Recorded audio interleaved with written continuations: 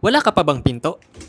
Ito na yung bagong PVC folding door na talaga namang pwedeng-pwede sa CR, pwedeng-pwede sa kwarto and kitchen, or kahit saan mo gusto. Waterproof, flame retardant, and easy to install ito. Available naman ang iba't ibang kulay pa dito mga lodi. Free to cut nga pala yung haba nito at lapad. Maganda siya mga lodi dahil makapal rin siya. Kasama na po itong lahat kaya wala ka nang hahanapin. Pag-install na lang talaga yung gagawin mo at pagbili sa murang halaga. Kung team kahoy, team puti ka nga, tamang-tama ito. Fold na lang po kasi yung gagawin mo at magnetic na po ito. Meron na rin po itong hawakan at manual kaya mas madali nyo itong maikakabit pero ipapakita namin dito kung paano siya install.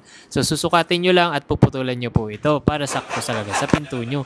Puputulan nyo rin po ito para sakto rin ang height nito sa pinto nyo. For me, recommended ko to sa mga nagtitipid or kulang pa sa budget lalo na yung aluminum medyo may kamahalan. Dito na lang, di ba? Bali sundan nyo na lang po yung step by step nito. Maganda to mga lord. Itong CR po kasi ay nasa loob rin ng kwarto namin. O di ba hindi na kami gagastos ng malaki. Ito na lang, mas mura pa, makakatipid pa kami. Ayan lang naman po yung gagawin, tapos tinoks lang namin, pero pwedeng-pwede naman to sa mga kahoy lang, lalo na kung meron kayong hamba. Napaka-easy nitong ikabit. Kaya kung wala pa kayong pinto, try nyo na rin mag-PVC kung gusto nyo lang naman pero kung may budget kayo, mag-aluminum kayo. Pero kung wala, mas gusto nyo makatipid, ito, PVC folding door. Mag-i-slide ka na lang kahit mabasa, hindi masisira. Once again, PVC folding door.